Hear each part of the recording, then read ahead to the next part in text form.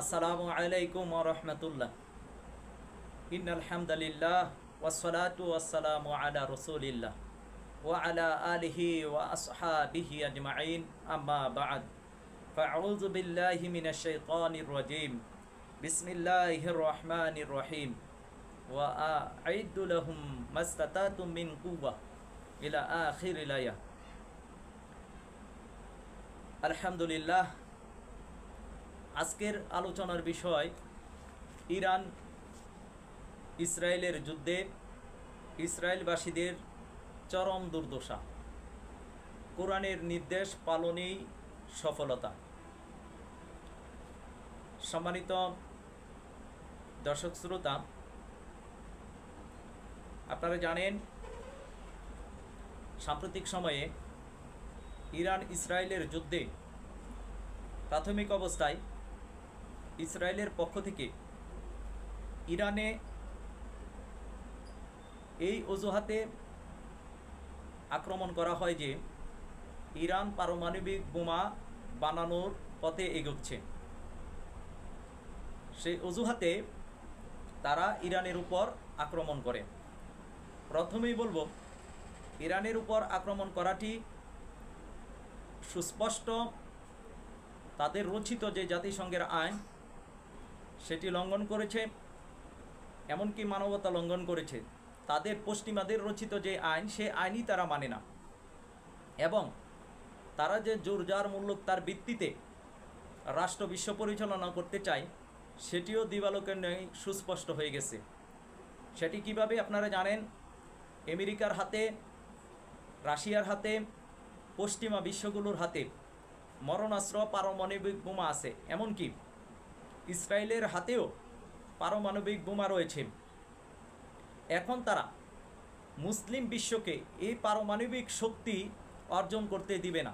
যদিও বুখারীর বর্ণনায় এসেছে, আল্লাহ রসুল সাল্লাল্লাহু আলাইহি সাল্লাম বলেছেন, আলা ইন্নাল কুওয়াতার রামিগ, আলা ইন্নাল কুওয়াতার রামিগ, আলা ইন্না কুওয়াতার রামিগ, অর্থাৎ নিক্ষেপী শক্তি, নিক্ষেপী শক্তি, নিক্ষেপী শক্তি। এই সূত্রটি আল্লাহ রসুল সাল্লাল্লাহু আলাইহি ওয়াসাল্লাম মুসলমানদেরকে জানিয়েছেন। নিক্ষেপণ হচ্ছে শক্তি। আজকে আপনারা জানেন, ড্রোন থেকে শুরু করে, ক্ষেপণাস্ত্র থেকে শুরু করে, এবং পারমাণবিক বোমা যেগুলো আবিষ্কার করা হয়েছে, সব কিছুই কিন্তু নিক্ষেপণ শক্তি। আল্লাহ রসুল সাল্লাল্লাহু আলাইহি ওয়াসাল্লাম আমাদেরকে, মুসলমানদেরকে সতর্ক করেছেন শক্তি সঞ্চয় করার জন্য, এবং বলেছেন নিক্ষেপী শক্তি। আমরা মুসলমানরা এই শক্তি, এই সূত্রকে ছেড়ে দিয়েছি। যখন মুসলমানরা এই শক্তি ছেড়ে দিয়েছে, তখন তারা সেই শক্তি অর্জন করেছে আল্লাহ রসুল সাল্লাল্লাহু আলাইহি সাল্লামের কথা অনুযায়ী। এমনকি তারা কোরআনের সেই আইনকেও তারা নিজেদের জীবনে বাস্তবায়ন করেছে। যেমনটি আল্লাহ তাআলা বলেন যে তোমরা তোমাদের শক্তি সামর্থ্যের মধ্যে শক্তি সঞ্চয় করো। তা আল্লাহ তাআলা মুসলমানদেরকে নির্দেশ দিয়েছিলেন শক্তি সঞ্চয় করার জন্য, কিন্তু মুসলমানেরা আজকে শক্তি সঞ্চয় করেনি, বরঞ্চ ইহুদি খ্রিস্টান যারা, তারাই কোরআনের নির্দেশ মেনেছেন, আল্লাহ তাআলার নির্দেশ মেনে তারাই শক্তি সঞ্চয় করেছে। মুসলমানেরা অস্ত্রের কথা শুনলেই ভয় পায়। এই ট্যাবলেট তারা খাইয়েছে যে ইসলাম শান্তির ধর্ম, এর মানে ইসলামের মধ্যে কোনো মারামারি নাই। এই কথা বলে তারা মুসলমানদের হাত থেকে অস্ত্র ছিনিয়ে নিয়ে তারা সেই অস্ত্র শক্তিতে আজকে সুসজ্জিত। পৃথিবীতে সবচেয়ে বেশি শক্তি আজকে তারা বাহ্যিক দৃষ্টিতে অর্জন করেছেন। যদিও এই শক্তি অর্জন করার কথা ছিল মুসলমানদের, কিন্তু মুসলমানরা পশ্চিমাদের মিডিয়া সন্ত্রাসের কবলে পড়ে তাদের তথ্যকে বিশ্বাস করে মুসলমানরা শক্তি সঞ্চয় থেকে বিরত রেখেছে। বরঞ্চ যেই সময়টি ইহুদি খ্রিস্টানরা শক্তি সঞ্চয় করে, তখন মুসলিম শাসকগুলো, মুসলিম গাদ্দার শাসকগুলো, তারা ভোগে বিলাসে তারা টাকা পয়সা খরচ করছে। আর মুসলমানদের তেল নিয়ে, মুসলমানদের সম্পদ, মুসলমানদের স্বর্ণ নিয়ে তারা একের পর এক পারমাণবিক বোমা তারা বানিয়েছে। মুসলমানদের হাতে সস্তা ডলার দিয়েছে, আর সেই ডলার পেয়ে মুসলমান নামদারি মুসলিম গাদ্দার শাসকগুলো তারা সন্তুষ্ট। আজকে দেখেন, মুসলমানরা কয়টা মুসলিম বিশ্ব আছে যারা পারমাণবিক শক্তি অর্জন করেছে? হাতে গোনা কয়েকটা, ইরান, পাকিস্তান, তুরস্ক। আর যারা করেছে তারাও পরিপূর্ণভাবে ইসলামের পরিপূর্ণ আদর্শের উপর প্রতিষ্ঠিত না। যদিও প্রতিষ্ঠিত না, তথাপিও আমরা তাদেরকে মনোসমর্থন দিতে হয়, কারণ মুসলিমদের মধ্যে এবং ইহুদি খ্রিস্টানদের মধ্যে যখন যুদ্ধ তৈরি হবে তখন মুসলমানদের পক্ষ অবলম্বন করতে হবে। তুলনামূলকভাবে মুসলমানরা যদিও সেখানে জুলুম করে, মুসলমানরা যদিও তাগুতি শাসন ব্যবস্থার মধ্যে লিপ্ত, তথাপিও আপনার ইহুদি খ্রিস্টান এবং মুশরিকদের সাথে যখন যুদ্ধ হবে তখন যে কোনো মুসলিম বিশ্বকে, মুসলিম দেশকে সাপোর্ট করতে হবে, মুসলিম শক্তিকে সাপোর্ট করতে হবে। এটাই হচ্ছে সিয়াসাত, এটাই হচ্ছে রাজনীতি। যেমন আপনারা জানেন যে কেসরা এবং কাইসার তথা পারস্যদের সাথে যখন দ্বন্দ্ব হতো, যুদ্ধ হতো, তখন মুসলমানরা কিন্তু রোমানদের পক্ষে, খ্রিস্টানদের পক্ষে তারা থাকতো। আপনারা জানেন এর মধ্যে থেকে যারা মূর্তি পূজারী ছিল তাদের পক্ষ তারা অবলম্বন করত। তো ঠিক তেমনইভাবে এই জামানাতে এসেও যখন ইহুদি খ্রিস্টানদের যুদ্ধ হবে তখন মুসলমানরা যে কোনো মুসলিম দেশের প্রতি সমর্থন দিবে, এটাই হচ্ছে স্বাভাবিক। এই দৃষ্টিকোণ থেকে যদিও ইরান শিয়াপন্থী, তথাপিও ইরানকে আমরা সাপোর্ট দিতে হবে। এবং আপনার ইহুদি খ্রিস্টান যারা, তাদেরকে কখনোই সাপোর্ট দেওয়া যাবে না। যদিও কিছু মাথা মুঠা আলেম আছে, দুনিয়া লুবি এবং 5-6টা কিছু গোলাম আছে যারা আপনার হামাসকেই দোষে, ফিলিস্তিন এর যুদ্ধে, গাজার যুদ্ধে তারা ইসরায়েলের পক্ষ অবলম্বন করে হামাসকেই তারা দোষারোপ করে। এরা হচ্ছে ইহুদি খ্রিস্টানদের এজেন্ডা বাস্তবায়ন করছে। তারা বুঝে হোক না বুঝে হোক, তারা এই ইহুদি খ্রিস্টানদের এজেন্ডা বাস্তবায়ন করতেছে। তা আমরা যে কথা বলতেছিলাম যে মুসলিম বিশ্ব যখনই শক্তি সঞ্চয় করতে চায় তখনই তারা নিরাপত্তার অজুহাতে মুসলিম বিশ্বকে ধ্বংস করে দেয়। আপনারা জানেন ইরাক কিভাবে তারা ধ্বংস করেছে, লিবিয়া কিভাবে ধ্বংস করেছে, সিরিয়া কিভাবে ধ্বংস করেছে।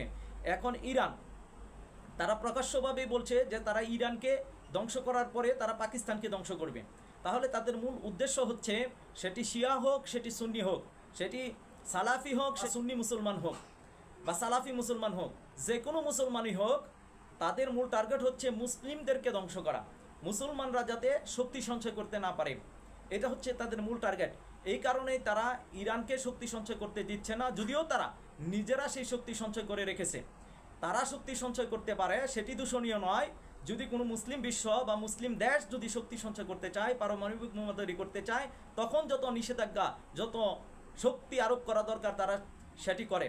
যদি বসে না আনতে পারে তখন সরাসরি আক্রমণ করে। তারা ইরানকে বিভিন্ন কৌশলে বসে আনার চেষ্টা করেছিল। যখনই দেখলো যে ইরান বসে আসতেছে না, তখনই সেখানে সরাসরি ইসরায়েলের মাধ্যমে তারা আক্রমণ করেছে। আর আজকে আপনারা জানেন যে বর্তমান ট্রাম্প প্রশাসন ইরানে আক্রমণ করার জন্য অনুমোদন দিয়েছে। তাহলে আমরা বলবো যে ইরান ইসরায়েলের যুদ্ধে ইসরায়েলবাসীদের দুর্দশা, চরম দুর্দশা। আপনারা মুসলিম বিশ্ব আমরা সবাই এতটুকু দেখে অন্তত পক্ষে আনন্দিত হই, প্রফুল্ল হই যখন দেখি যে ইরানের ক্ষেপণাস্ত্রের হামলার ভয়ে তারা রাস্তায় বের হয়ে যায় উলঙ্গ অবস্থায়।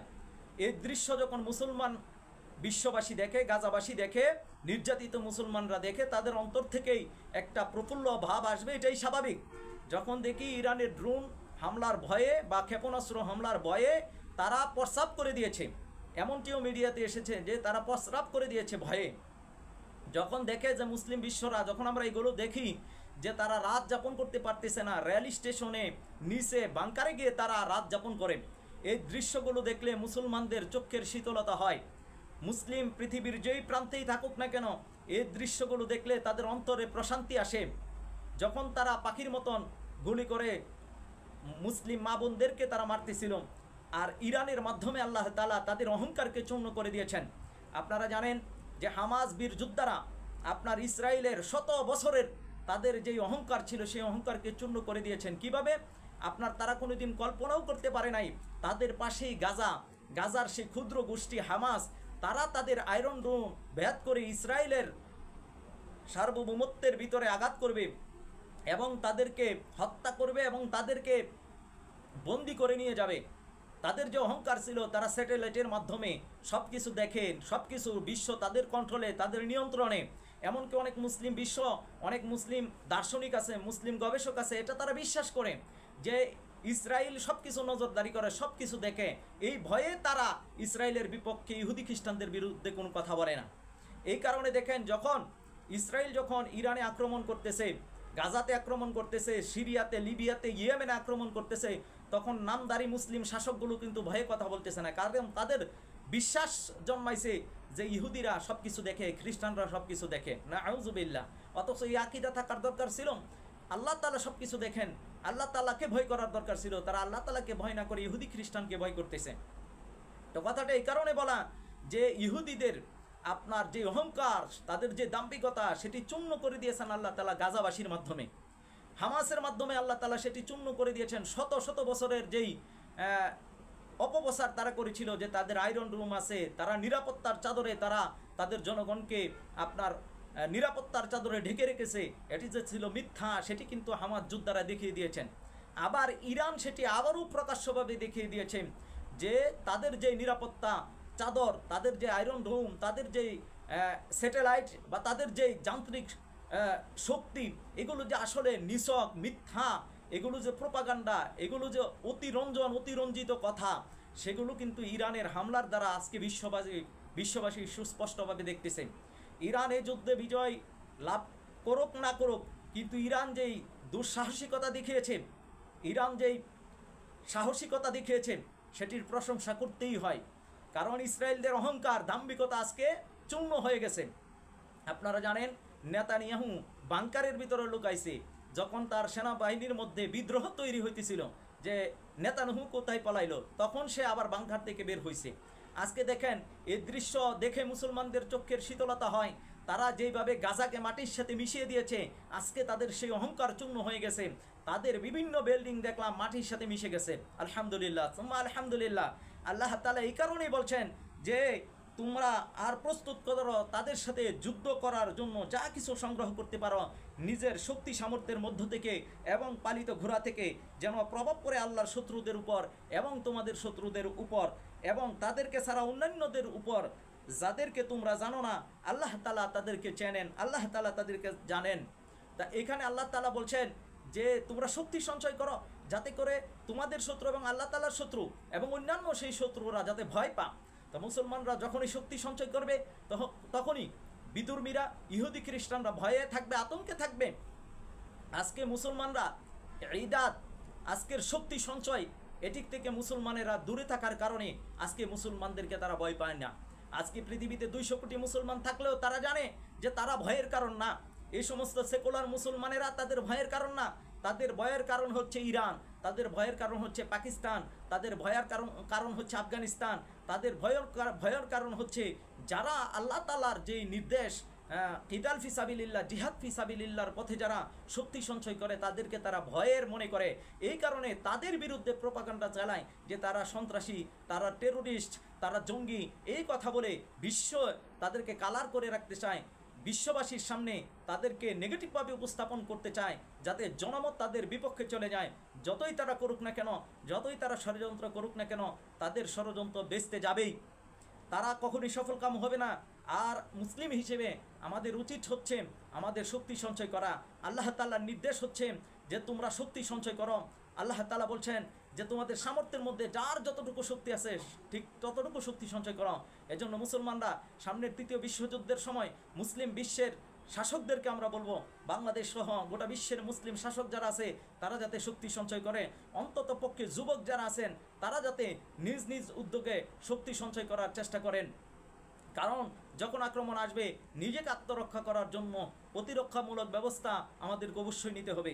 তো আমরা বলবো আল্লাহ তাআলা এই মুসলমানদের ভুলে যাওয়া ফরজ বিধানকে আবার জিন্দা করার জন্য আল্লাহ তাআলা ইমাম মাহমুদ হাবিবুল্লাহকে মুজাদ্দেদ হিসেবে পাঠিয়েছেন, যিনি এই ক্লান্তির লগ্নে যখন মুসলমানরা ফরজ বিধান ভুলে গেল, জিহাদ ফি সাবিলিল্লাহ, কিতাল ফি সাবিলিল্লাহ ভুলে গিয়ে ইংরেজদের দেওয়া, পশ্চিমাদের দেওয়া মডারেট ইসলামকে পালন করে, গণতন্ত্রের ধোঁকার মধ্যে, গণতন্ত্রের ফাঁদের মধ্যে যখন তারা পা দিয়েছে, আলেম ওলামারাও যখন গণতন্ত্রের ফাঁদের মধ্যে পা দিয়েছে, যখন কেউ ট্রাক নিয়ে, কেউ রিস্কা নিয়ে, কেউ বা দাড়িপাল্লা নিয়ে, কেউ ভ্যান গাড়ি নিয়ে, কেউ ফুলের মালা নিয়ে, কেউ বট গাছ নিয়ে যখন মাঠে নির্বাচন করার জন্য নামতেছেন, তখনই আল্লাহ তাআলা ইমাম মাহমুদ হাবিবুল্লাহকে সেই ভুলে যাওয়া ফরজ বিধানকে জাগ্রত করার জন্য আল্লাহ তাআলা পাঠিয়ে দিয়েছেন। এজন্য আমরা বলবো যে মুসলমানদের সফলতা, মুসলমানদের নাজাত সেটি রয়েছে কোরআনের নির্দেশের মধ্যেই, শক্তি সঞ্চয়ের মধ্যেই। আসুন আমরা আল্লাহ তাআলার হুকুম, শক্তি সঞ্চয়ের পথে অগ্রসর হই। ইমাম মাহমুদ হাবিবুল্লাহর হাতকে শক্তিশালী করি, ঐক্যবদ্ধ হই। মুসলমানরা দলাদলি ভুলে গিয়ে ঐক্যবদ্ধ প্ল্যাটফর্মে এসে ইমাম মোহাম্মদ হাবিবুল্লাহর নেতৃত্বে আল্লাহর জমিনে আল্লাহর দিন কায়েমের জন্য এবং বিশ্বের যে 5 শাসক আছে তাদের ষড়যন্ত্রকে রুখে দেওয়ার জন্য ইমাম মোহাম্মদ হাবিবুল্লাহর পথকে যদি শক্তিশালী করতে পারি, ওনার হাতকে যদি শক্তিশালী করতে পারি, তাহলেই মুসলমানদের নাজাত আসবে, মুসলমানদের সফলতা আসবে, মুসলমানদের বিজয় আসবে। এই বিজয়ী কাফেলায় ঐক্যবদ্ধ হই। আল্লাহ সুবহানাহু ওয়া তাআলা আমাদেরকে সেই তৌফিক দান করুন। আমিন ইয়া রাব্বাল আলামিন, আমিন ইয়া রাব্বাল আলামিন। আসসালামু আলাইকুম ওয়া রাহমাতুল্লাহ।